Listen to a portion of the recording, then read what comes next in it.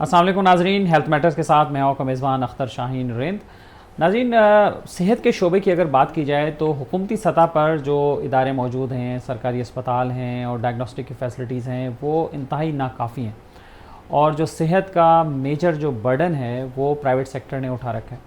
Private sector में भी एक बहुत बड़ा सेक्टर है जो एनजीओ सेक्टर है, और बहुत सारे ऐसे फलाही इदारे हैं, रफ़ाही इदारे हैं जो फ़लाह बहबूद के और लोगों की इमदाद के दीगर बहुत सारे काम कर रहे हैं। लेकिन उसके साथ साथ सेहत के शोबे में भी बहुत बड़ा काम है उनका।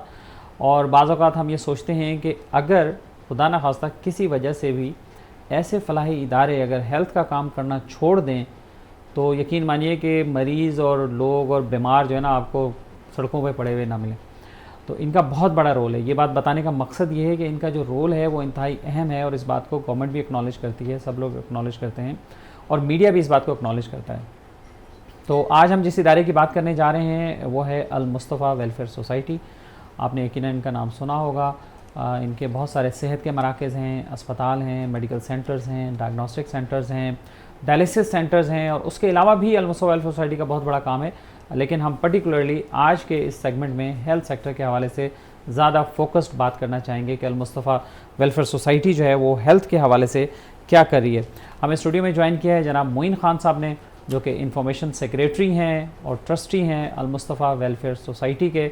बहुत शुक्रिया आपका मोइन भाई। बहुत शुक्रिया। मोइन भाई, ज़रा बताइए please, Al Mustafa welfare society के हवाले से पहले ओवरऑल एक वर्किंग के हवाले से हम बात करें।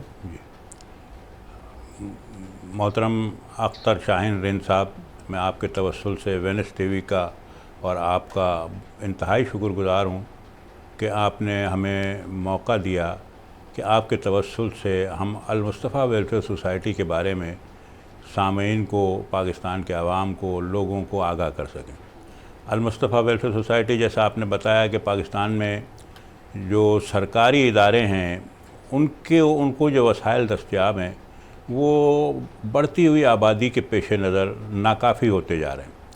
इसलिए गैर सरकारी इदारों को, नॉन प्रॉफिट एनजीओ ऑर्गेनाइजेशंस को आगे आना पड़ता है, और वो अपने अपने फील्ड में, क्योंकि उनका अपना अपना हल्का असर होता है, इसलिए वो आवाम तक वो सहूलियात, वो चीज़ें पहुँचाने की कोशिश करते हैं जो सिर्फ सरकारी ज़राए से नहीं पहुँच सकती। अल मुस्तफ़ा वेलफेयर सोसाइटी वैसे तो तालीम और सेहत और दीगर समाजी इदारों में बरसों से खिदमत, तकरीबन 40 साल से खिदमत सर अंजाम दे रही है, लेकिन हेल्थ के शोबे में अल मुस्तफ़ा की कारकर्दगी सबके से सब आगाह होंगे। हमारे हॉस्पिटल्स हैं, हमारे स्कूल्स हैं, हमारे क्लिनिक्स हैं, कराची के हर इलाके में अल मुस्तफ़ा के मेडिकल सेंटर हैं। अच्छा, हमारे जो हॉस्पिटल्स हैं वो वेल इक्विप्ड हैं, उसमें एक्सरे है, लेबॉर्ट्री है, ब्लड बैंक है, थैलेसीमिया है, और डायलिसिस है, आईसीयू है, वेंटिलेटर है।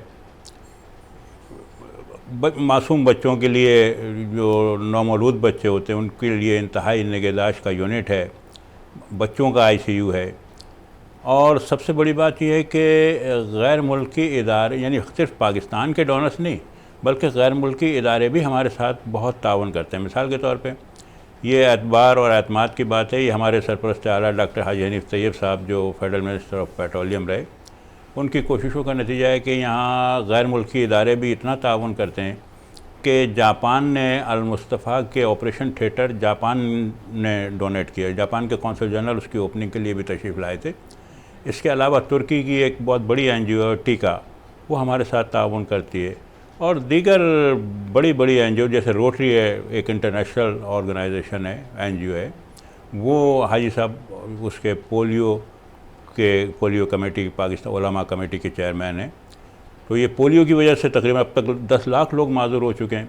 फिर गवर्नमेंट ने हाजी साहब को उसका चेयरमैन इसलिए बनाया कि बहुत ज़्यादा गलतफहमियाँ थीं और ये तासुर दिया जा रहा था कि पोलियो कोई मेडिसिन नहीं बल्कि ये कोई अफजाइश नस्ल को रोकने का कोई प्लान है, जिसके तहत यह हाजी साहब ने लोगों को आगाह किया, उलमा से मुलाकातें की, बातें की। लोगों को कत्ल किया जा रहा था, जो पोलियो वर्कर्स मारी जा रही थी, पुलिस वाले मारे जा रहे थे। हाजी साहब की कोशिशों से ये हुआ कि इस वक्त पूरी दुनिया की तरह पाकिस्तान से भी पोलियो तकरीबन ख़त्म हो गया है। चंद केसेस अब निकल रहे हैं, इंशाअल्लाह आइंदा वो भी ख़त्म हो जाएंगे इंशाअल्लाह। तो अल मुस्तफ़ा जो काम कर रही है, मिसाल के तो अच्छा उसमें फ़र्क ये है कि अल मुस्तफ़ा का मिसाल के तौर पे आईसीयू और वेंटिलेटर, आपने देखा होगा कि यहाँ ये इतना महंगा इलाज है कि कोई 1 लाख रुपए पर डे लेता है, कोई 80,000 लेता है, कोई इस टाइप का। हमारे यहाँ बमुश्किल 9-10 हज़ार रुपये लिए जाते हैं। अच्छा, इसी तरह हमारे लेबॉर्ट्री के रेंट वगैरह सब मिला के अगर जी हाँ, और इसी तरह हमारे जो आँखों के ऑपरेशन है फ्री है, थैलेसीमिया के बच्चों का इलाज फ्री है, डायलिसिस फ्री है, होंठ और तालू कटे हुए बच्चों का ऑपरेशन लाखों में होता है, हमारे यहाँ वो फ्री है। तो किसी के पास पैसे हैं नहीं हैं, आपने ये देखा होगा अगर जो प्राइवेट हॉस्पिटल वो तो डेड बॉडी भी नहीं देते कि जब तक आप पेमेंट नहीं करेंगे नहीं लेके जाएं। हमारे यहाँ ऐसा कुछ नहीं है, किसी के पास पैसे हैं नहीं है, अगर वो अल-मुस्तफ़ा आ गया तो फिर वो इंशाअल्लाह उसका इलाज होगा, उसको पैसे की कोई मसला नहीं होगा कि भाई पैसे की वजह से उसको निकाल दिया या उसका इलाज नहीं किया गया। तो ये अल-मुस्तफ़ा की कारकर्दगी जो मुख्तलिफ़ शोबों में ख़ासकर हेल्थ के मैदान में हम ये खिदमत तो ये मोइन भाई ये बताइएगा कि अल-मुस्तफ़ा वेलफेयर सोसाइटी के जो हेल्थ सेंटर्स हैं ख़ास तौर पे वो कहाँ हैं? क्या सिर्फ कराची में आप काम करते हैं या पूरे मुल्क में काम करते हैं? कहाँ सेंटर्स हैं? देखिए, हमारे जो सेंटर हैं वो थे तो पूरे पाकिस्तान में, लाहौर में भी हैं, इस्लामाबाद में भी हमारा एक प्रोजेक्ट इंशाल्लाह जल्दी शुरू हो जाएगा, अभी अंडर कंस्ट्रक्शन, बस उसकी तामीरात शुरू होने वाली है। इसके अलावा कराची के तो हर इलाके में तकरीबन, यहाँ कराची में गुलशन इकबाल में हमारा हेड ऑफिस है, मलेर में है, शाह फैसल कॉलोनी में है, औरंगी टाउन में है, बल्दिया टाउन में है, धोराजी में है, तो कराची के तो हर इलाके में है। राइट। तो ये बताइए कि जो मेन शोबे हैं हेल्थ में, जैसे आपने जिक्र किया काफ़ी शोबों का, तो इसमें थोड़ी डिटेल्स बताएं कि उन शोबा जात में कैसे काम हो रहा है, क्या हो रहा है और एक्सपेंसेस वगैरह कैसे मीट हो रहे हैं उसको। देखिए, मैं आपसे अर्ज़ करूँ कि ये जो असल में NGOs का जो सबसे बड़ा काम होता है ना समाजी इदारों का, वो उनकी खिदमात का दायरा ही उन लोगों के लिए होता है कि जो अफोर्ड नहीं कर सकते। अगर कोई अफोर्ड कर सकता है तो बड़े बड़े हॉस्पिटल यहाँ पर मौजूद हैं, पैसे दीजिए, अपना इलाज कराइए। लेकिन जो लोग अफोर्ड नहीं कर सकते उनके लिए, तो अब मैं अर्ज़ करूँ आपसे कि हमारी जो लेबॉर्ट्री है, लेबॉर्ट्री के रेट ऐसे हैं कि कहीं आप किसी और इदारे से कराएं तो वो मिसाल के तौर पर 10,000 का कोई टेस्ट है तो हमारे यहाँ वो 2,500-3 हज़ार का है, और वो भी अगर नहीं दे सकता तो वो भी उसके साथ भी डिस्काउंट या फ्री भी हो सकता है। इसके अलावा ये आँखों के ऑपरेशन है, बिल्कुल फ्री है हमारे यहाँ।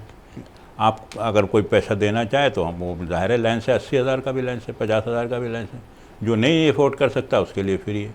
अच्छा, लेबॉर्ट्री का मायार ये है कि हम हर हफ्ते अपने जो हमारे यहाँ टेस्ट होने के लिए आते हैं वो हम उन्हीं में से कुछ टेस्ट सेलेक्ट करके 2 मुख्तलिफ़ पाकिस्तान की टॉप लेबॉर्ट्रीज़ को भेजते हैं हॉस्पिटल को, और उनका जो रिज़ल्ट आता है वो अपने रिज़ल्ट से उसको टैली करते हैं। अच्छा। तो तकरीबन हमारा उनका 19-20 ही होता है।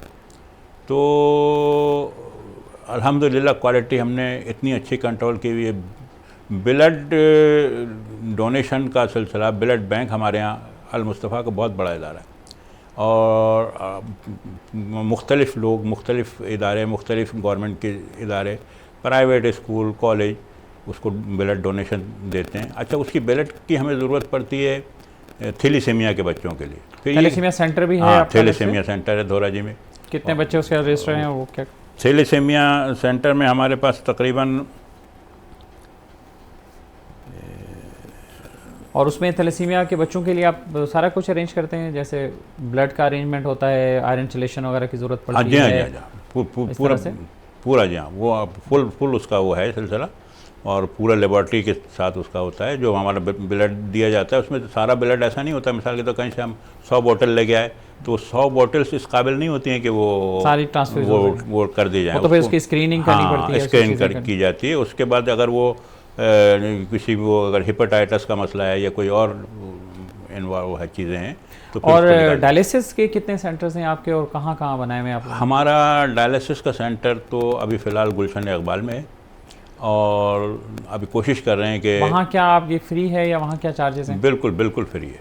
बिल्कुल फ्री है? 100%? बिल्कुल फ्री। अच्छा, तो उसके रजिस्ट्रेशन का क्या तरीकाकार होता है, या कुछ दिनों में मखसूस होता है, या क्या होता है? तकरीबन रोज़ आते हैं डायलिसिस के पेशेंट, रोज़ आते हैं, और कभी 8 कभी 10 जो भी मतलब अच्छा सुबह से शाम तक ये सिलसिला, किसी को सुबह बुलाते हैं, किसी को दोपहर को बुलाते हैं, किसी को शाम को बुलाते हैं। और कैटरेक्ट के हवाले से भी थोड़ा सा ये बताइए कि कैटरेक्ट के ऑपरेशंस भी कराची में जगह जगह होते हैं या कोई एक जगह होता है, और पाकिस्तान में और कहाँ होता है? नहीं, कैटरेक्ट का सिलसिला ये होता है कि हमारे यहाँ जो आई सर्जन है वो तो हर जगह हमारे तमाम सेंटर्स पे बैठते हैं, ऑपरेशन हर जगह नहीं होते हैं। उसमें हम ये करते हैं कि या जब मेडिकल कैंप लगाते हैं उसमें भी हम आई चेक करते हैं, जिनका मोतिया बिल्कुल पक चुका होता है, बिल्कुल रेडी फॉर ऑपरेशन होता है, उनको सेलेक्ट करके फिर यहाँ अल मुस्तफ़ा सेंटर गुलशन इकबाल डेट दे दी जाती है, हमारी गाड़ी जाती है उनको, बल्दिया टाउन है वो मली अच्छा, पिक एंड ड्रॉप भी देते हैं? हाँ, पिक एंड ड्रॉप देते हैं, उनको यहाँ बुला के उनके फिर यहाँ ऑपरेशन। और ये ऑपरेशन भी 100% बस 100% से मुराद ये कि अगर कोई फ्री में नहीं कराना चाहता है तो वो तो लेंस वो डोनेट कर दे, हाँ, उसकी कॉस्ट डोनेट कर दे या वो लेंस के पैसे दे दे। बाकी उसके अलावा अगर कोई अफोर्ड नहीं कर सकता उसके लिए, मतलब जो मिडिल क्लास है, लोअर मिडिल क्लास भी है, तो वो भी आके यहाँ इस फैसिलिटी को अवेल कर सकते हैं। जैसे कोई कहते हैं कि जी हम तो ज़कात के मुस्तहिक नहीं है, हमें इमदाद नहीं चाहिए आपकी। जी हाँ, लेकिन आपका इलाज अच्छा है तो चलो कितना पैसे हो रहे हैं, ये पैसे खर्च हो रहे हैं तो आप पैसे लें। उसमें जो भी वो डिस्काउंट हमसे एक्सपेक्ट करता है तो हम वो उसको ज़्यादा से ज़्यादा डिस्काउंट दे देते हैं। अच्छा, राइट। अच्छा, दूसरी बात ये कि अल मुस्तफ़ा का एक बहुत बड़ा काम जो मेरे ख्याल पाकिस्तान की कोई एनजीओ नहीं कर रही, वो है हमारे डेंटल मेडिकल कैंप। अच्छा। देखिए कि दांतों का इलाज और दांतों की सर्जरी बहुत महंगा इलाज है जी। हमने पहली दफ़ा ये चंद साल पहले ये सिलसिला शुरू किया कि डेंटल जो डेंटल सर्जन्स हैं हमारे, उनके साथ मिलके हमने पूरे पाकिस्तान में डेंटल कैंपिंग की है। अच्छा, उसमें हमारे डॉक्टर्स की टीम जाती है और यहाँ यानी 1-2 दिन हैदराबाद में, फिर 2 दिन नवाबशाह में, 2 दिन सखर में, इस तरह लाहौर में, पंजाब के मुख्तलिफ इलाकों, मुजफ्फराबाद तक जाते हैं हम। फिर ये तकरीबन 1 महीने का टूर होता है और ये मुकम्मल करके फिर वापस आते हैं, और उसमें हर तरह की उनको फैसिलिटी, ट्रीटमेंट वहीं देते हैं? हाँ, कैंप के दौरान ही? जी हाँ। अच्छा, राइट, सही। और ये बताइए कि ऑर्फनेज भी है आपका? जी हाँ। अल मुस्तफ़ा का ये एक जो सेहत के अलावा जिन शोबों में अल मुस्तफ़ा काम कर रही है ना, वो तालीम है और ऑर्फन ओल्ड होम भी है हमारे। तो अब तक तकरीबन कोई 250 के करीब हमारे पास यतीम बच्चे हैं जिनको यहाँ कोरंगी के अंदर हमारा अल मुस्तफ़ा माय होम के नाम से इदारा मौजूद है, जो हमारे सरपरस्त आला डॉक्टर हाजी हनीफ तैयब साहब और डॉक्टर अब्दुल रहीम साहब की बड़ी ज़ाती कोशिशों का नतीजा है, और हमारे दीगर ट्रस्टीज़ की बड़ी उसमें खदमात हैं। अब वो उसके साथ ही स्कूल बन गया है, कॉलेज बन गया है, और अब एक बहुत बड़ा काम ये हो गया कि जो यतीम बच्चे हमारे यहाँ रह रहे थे, पढ़ रहे थे, तालीम तरबियत की उनको फैसिलिटी हासिल थी, उन बच्चों की बहनें भी थीं और उनका घर का प्रेशर था कि उन बच्चियों के लिए भी कोई इदारा होना चाहिए। तो अब क्योंकि इसमें बहुत बड़ी एहतियात की ज़रूरत है बच्चियों के मामले में, तो हाजी साहब और डॉक्टर अब्दुल रहीम साहब ने, अहमद रज़ा तैयब साहब ने बाहमी मशवरे से तमाम साथियों ट्रस्ट ने फ़ैसला किया कि बच्चियों के लिए एक अलग इदारा कायम किया जाए। तो अल्हम्दुलिल्लाह अब ये बच्चियों का ओल्ड होम फॉर गर्ल्स, ये वहाँ तकरीबन 5 स्टोरी बन गया है और इसकी कैपेसिटी तकरीबन 500 है। 500 बच्चियाँ यहाँ रह सकती हैं, उनकी तालीम, तरबियत, खाना पीना, कपड़ा, इलाज। ये कहाँ पर बन रहा है? ये कोरंगी में, असल में ये हमारा एक बहुत बड़ी जगह है, तकरीबन कोई 12,000 गज से ज़्यादा पे ये प्रोजेक्ट है हमारा, जिसमें ये माय होम है, खतीजा गर्ल्स कॉलेज है, इस्माइल एकेडमी स्कूल है, और अब ये जो बच्चियों का है, ये बराबर सारे प्रोजेक्ट हैं। अच्छा, सब एक ही जगह? सही, एक ही जगह है। लेकिन ये कि इंशाल्लाह हम कोशिश कर रहे हैं कि ये काम अभी तो फ़िलहाल वहीं तक है, लेकिन कहीं और भी बल्दिया टाउन या औरंगी टाउन या इस टाइप के इलाकों में भी इस सिलसिले में। अच्छा, दूसरी बात यह कि जैसे मैंने अर्ज़ किया कि इसके साथ ही हमारा ओल्ड होम है जेंट्स का, सैयदना अमीर हमज़ा के नाम से वो है, गोशा सैयदना अमीर हमज़ा। उसमें भी काफ़ी बूढ़े लोग हैं जिनको उनके बच्चे या बहन भाई या रिश्तेदार घर से निकाल देते हैं, बेयारो मददगार छोड़ देते हैं, उनको हमने वहाँ रखा हुआ है। उनका खाना पीना, रहना, इलाज सब फ्री है। अच्छा, इसी तरह गोशा खातून जन्नत के नाम से एक ख़वातीन का ओल्ड होम है, वो गुलिस्तान जौहर में है। तो उसमें भी ख़वातीन रहती हैं, और वो भी ऐसी ख़वातीन हैं कि जिनको उनके रिश्तेदारों ने, बच्चों ने, बहन भाइयों ने उनको निकाल दिया है। वो वहाँ रहती हैं, उनका सारा तालीम, तरबियत, उनका खाना पीना, इलाज, मालदा सब हम अल्हम्दुलिल्लाह अल-मुस्तफ़ा करते हैं। अच्छा, ज़बरदस्त, माशाल्लाह। और एजुकेशन में आप क्या काम कर रहे हैं? एजुकेशन में तो देखिए, ये जो बच्चे हमारे यहाँ जो यतीम बच्चे पढ़ रहे हैं ना, ये यतीम बच्चे कुरान की तालीम भी हासिल करते हैं, हिफ्ज़ भी कर रहे हैं, और दुनियावी तालीम भी हासिल, यानी मैट्रिक, इंटर ये करते हैं। फिर दूसरी बात ये कि हमने पाकिस्तान नेवी से, पाकिस्तान रेंजर्स से, पुलिस से एक MOU साइन किया हुआ है। हमारे यहाँ से जो बच्चे उनके क्रेडिट कॉलेज में दाखिला लेने के लिए क्वालिफाई कर लेते हैं, हम उन बच्चों को वहाँ भी भेज देते हैं यहाँ से, और फिर उसके बाद उनके लिए उनकी जॉब वगैरह के सिलसिले में भी हम उनकी हेल्प करते हैं, उनके साथ ताउन करते हैं कि वहाँ से जब वो फारिग होंगे तो उनको किसी अच्छी जगह जॉब भी मिल जाए उनको। ज़बरदस्त, बहुत। और ये बताइए कि इसमें कितना बजट आपका होता है साल का, और उस बजट को कैसे मीट करते हैं? क्या इसमें गवर्नमेंट ऑफ सिंध या वफाकी गवर्नमेंट या और कोई सूबाई गवर्नमेंट भी आपको सपोर्ट करती है? देखिए, उसमें गवर्नमेंट के इदारे भी हमारे साथ ताउन करते हैं। मिसाल के तौर पे पाकिस्तान बैतुल माल, ये फेडरल गवर्नमेंट का इदारा है, ये हमारे साथ आँखों के ऑपरेशन के सिलसिले में ताउन करता है। इसी तरह प्रोविंशियल गवर्नमेंट से हमारे साथ ने अभी हमारे साथ एक मुख्तलिफ प्रोजेक्ट पे हमारे साथ ताउन के लिए कोई ग्रांट मंजूर की है। तो पहले नहीं था ये, अब गवर्नमेंट ऑफ सिंध से हमारा सिलसिला ये ताउन का शुरू हो रहा है। तो उम्मीद है कि हमारे कुछ प्रोजेक्ट उन्होंने हमसे मांगा था कि आप हमें प्रोजेक्ट बना के दें, तो वो प्रोजेक्ट हम उनको बना के दे रहे हैं। तो वो बना के दिए भी हैं, उसमें से कुछ प्रोजेक्ट अप्रूव भी हो गए। तो इंशाल्लाह ये भी वो सिलसिला शुरू हो जाएगा। ये फेडरल गवर्नमेंट का, प्रोविंशियल गवर्नमेंट का, और इसके अलावा जो मैंने आपसे पहले अर्ज़ किया कि तुर्की का एक NGO है टीका, वो हमारे साथ ताउन करती है। इसके अलावा जापान ताउन करता है, इसके कुछ अरब ममालिक ताउन करते हैं। तो ये मुख्तलिफ सरकारी इदारों और बड़ी NGOs के ताउन से हमारा सिलसिला। और माशाल्लाह कराची के लोग तो आपको पता है कि ताउन करने, फ़ंड रेजिंग, एआनत करने के मामले में दुनिया में बेमिसाल लोग हैं। तो कोई इदारा ऐसा नहीं है हमारा कि जो फ़ंड ना होने की वजह से बंद हो गया हो। राइट। तो अब रमज़ान का भी महीना है और ज़ाहिर है लोग अपनी ज़कात और चीज़ें ये करेंगे, तो उस हवाले से आप क्या मैसेज देना चाहेंगे लोगों को, क्या अपील करनी चाहिए?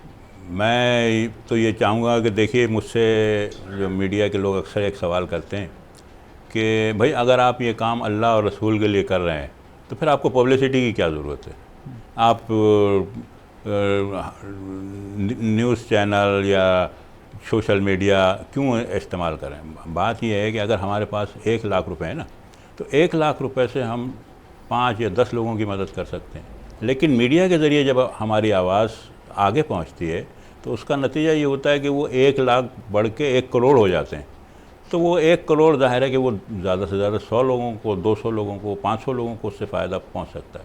तो हमारे इदारे को लोग देखते हैं। अच्छा, हमें खुद तो हम फंड रेजिंग की कोशिश करते ही हैं, लेकिन अल्हम्दुलिल्लाह खुद भी लोग जो अल-मुस्तफ़ा को जानते हैं और तो वो भी भरपूर ताउन करते हैं और हमें बिल्कुल वहाँ चल के आते हैं पैसे देने के लिए। अच्छा, दूसरी एक सबसे अहम बात ये कि ये जो हमारी खिदमात हैं ये बिला तखसीस रंग, नस्ल और मज़हब है।